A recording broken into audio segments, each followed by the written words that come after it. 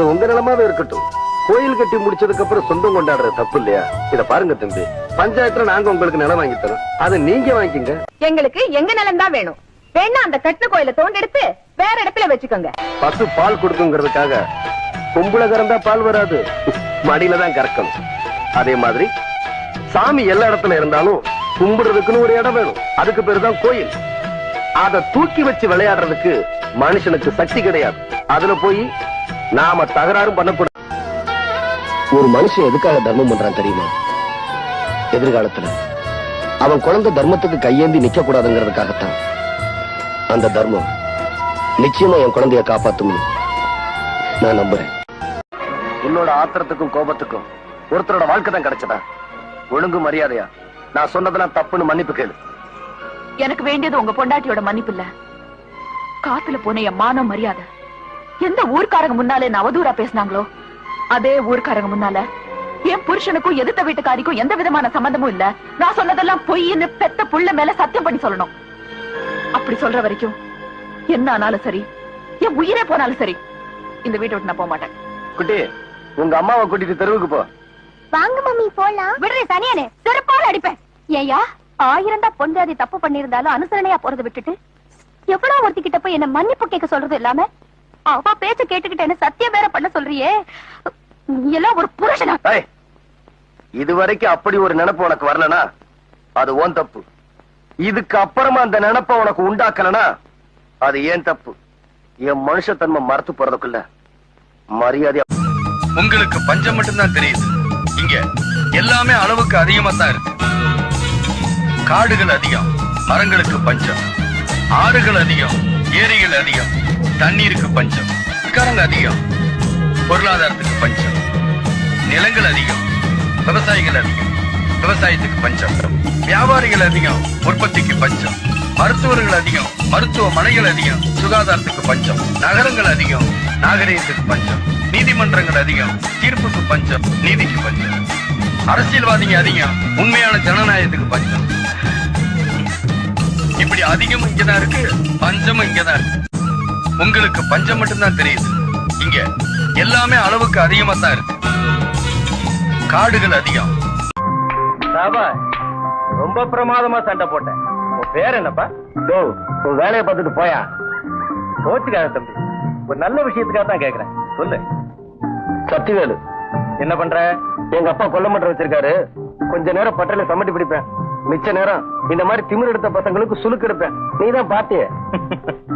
வேலை கொடுத்தா செய்வியா? ஏன் இந்த வேலை நல்ல வேலையா தெரியலையா? அப்படி சொல்லலப்பா, என் கூட வந்தீங்கன்னா கை நிறைய பணம் கொடுக்கறேன், நல்ல வசதியா இருக்கலாம்.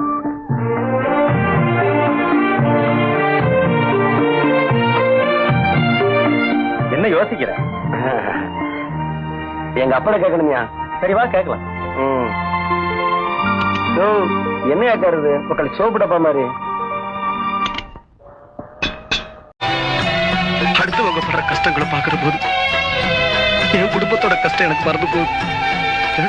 ராஜா, தான் குடும்பத்தை நினைக்காம அடுத்தவங்க வேதனையை தீக்கிற மனச ஆண்டவன் எல்லாத்துக்கும் கொடுக்கறது இல்ல. என்னைக்கும் எதற்கும் பயந்தவன் இல்ல, 6லும் சாவு 100லும் சாவு. என்னைக்கும் எதற்கும். Don't touch me. Don't touch factory workers. This is my factory, he's my worker. That is different. Don't talk rubbish. நான் ரெக்கமெண்டேஷன் லெட்டர் கொடுத்திருக்கேன், அந்த ஆளை எப்படி கால்ல பிடிச்சு வெளிய தள்ளலாம்? தகுதி இல்லாதவங்களுக்கு வேலை கொடுக்க முடியாது. ஏன் லெட்டர் விட என்ன தகுதி வேணும்? இதுவரைக்கும் எத்திமாரிஸ்ல எத்தனை பேரை சேர்த்திருக்க தெரியுமா? அவங்க யாருன்னு கணக்கெடுத்து வைக்க சொல்லிருக்கேன். அத்தனை பேத்தையும் கழுத்து பிடிச்சு வெளியே தள்ளுறதுக்கு. What? நீ என்ன எம்டியா ஜிஎம்மா? After clerk. சொல்லு. இந்த ஃபேக்டரியோட சோல் ப்ரொப்ரைட்டர் நான் சொல்றேன். நான் லெட்டர் கொடுத்த ஆளுக்கு முதல்ல வேலை கொடு. நீ என்ன உங்க தாத்தா சொன்னாலும் வேலை கொடுக்க மாட்டேன். ஐயா என்ன மேன்? உங்க ஜாதியில எத்தனை சங்கம் இருக்கு? என்ன சேர்த்து 6. நீங்க பிறந்த ஜாதியவே ஒற்றுமையா வச்சுக்க துப்பு இல்ல. நீங்க எல்லாம் இன ஒற்றுமைக்காகவும் வளர்ச்சிக்காகவும் போராடுறீங்க. உன் ஜாதி ஓட்ட அரசியல் கட்சிக்கு விக்கிற புரோக்கர் மாமா நீ. உனக்கெல்லாம் தலைவர் பட்டம். நம்ம நாடு எப்ப சுதந்திரம் அடைச்சு தெரியுமாடா? தெரியாது. நம்ம நாட்டுல எத்தனை மொழி பேசுறாங்கன்னு தெரியுமா? தெரியாது. எவ்வளவு ஜனத்தொகை தெரியுமா? தெரியாது. ஏண்டா இந்த நாட்டோட வரலாறு தெரியாது, பூகோளம் தெரியாது, கலாச்சாரம் பண்பாடு எதுவுமே தெரியாத புறம்போக்கு. நீ நின்னா பொதுக்கூட்டம், நடந்தா ஊர்வலம், படுத்தா பந்தா. ஏய், உன்ன சொல்லி தப்புலடா. நீ ஜாதி பேரை சொல்லி கைய தூக்குனப்பவே லோக்கல் கான்ஸ்டபிள் உன் கைய முறிச்சிருந்தானா இன்னைக்கு கமிஷன் ஆபீஸ்க்குள்ள உட்கார்ந்துகிட்டு பஸ்ஸ உடைச்சேன், குடிசை எரிச்சேன்னு பட்டியல் போட்டு சொல்லி இருக்க மாட்டா. இந்த அண்ணனோட அசம்பிளில என்னைக்குமே நீதாமா சீஃப் மினிஸ்டர். பாத்துங்க, கவர்னர் வந்து கலைச்சிட போறாரு. கடவுளே வந்தாலும் நம்ம ஆட்சியை கலைக்க முடியாதுமா. குத்து விளக்கேத்து. ஒரு அறைக்கு 10 rupees, 10 ரூபா. அப்படிங்களா? 10 ரூபாய் தான் தராங்களா? ஆமாண்ணே, 10 ரூபா தான் கொடுக்குறாங்க. ஏங்க, இது உங்க தகுதிக்கு கம்மின்னு தெரியலையா? இதுவே நானா இருந்தா எவ்வளவு தெரியுமா கொடுப்பேன்? எவ்வளவு? 100 ரூபாய். சுத்த அறிவு கட்டவனா இருக்கியா? யாராவது வீட்ல கேட்டு லவ் பண்ணுவாங்களா? அண்ணனுக்கு வணக்கம் சொல்லு. வணக்கங்க. என்னப்பா அது வணக்கம் எல்லாம் ஒரு மாதிரியா இருக்கு? மரியாதை என்ன? பெரியவங்கன்னா அவ்வளோ மரியாதை கொடுப்பாங்க இல்ல? போயா, போய் டோக்கன் குடியா. ஆமா, உன் பேர் என்னம்மா? நந்தினி. என்னது? நந்தினி. நந்தினின்னு ஏன் அது அவ சொல்ல மாட்டாளா? ரொம்ப அடக்கமான பொண்ணுண்ணே. இவ்வளவு பழகி இருக்கோம். என்கிட்டயே அதிகம் பேசுனது இல்லைன்னா பாத்துக்கோங்களேன். முகத்தை பார்க்காம எப்படிப்பா முடிவு பண்றது? நிமிர்ந்து அண்ணனை பாருமா.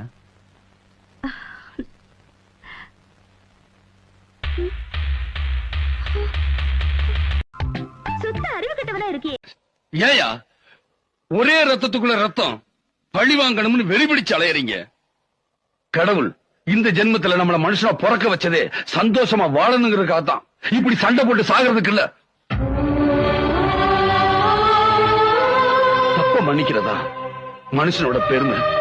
அதை விட்டுட்டு என்னைக்கோ நடந்தத மனசுல வச்சுக்கிட்டு பழி வாங்கணும்னு நினைச்சா மனுஷனுக்கு மிருகத்துக்கு என்னையா வித்தியாசம்? கொஞ்ச நாள் போட்டுப்பா, அப்புறம் அறுத்துக்கலாம். என்னப்பா சொல்றேன்? வயலுக்குள்ள குருவி எல்லாம் முட்டை போட்டு குஞ்சு பொரிச்சிருக்கு. ஒரு வாரம் போச்சுன்னா அதுவே ரெக்க முடிச்சு பறந்து போயிரும். அதுக்கப்புறம் அறுவடை வச்சுக்கலாமே. காக்கா குருவிகளா இறக்கப்பட்டா விளைஞ்ச வெள்ளம் வீணா போயிருங்க. தயவு செஞ்சு அறுவடை ஆரம்பிச்சு வைங்க ஐயா. ஐயா, ஏதோ ஒரு நம்பிக்கையில நம்ம வயல்ல அதோட இனத்தை விருத்தி பண்ண வந்திருக்கு. தயவு செஞ்சு அதோட நம்பிக்கையை கெடுத்துட வேண்டாம்.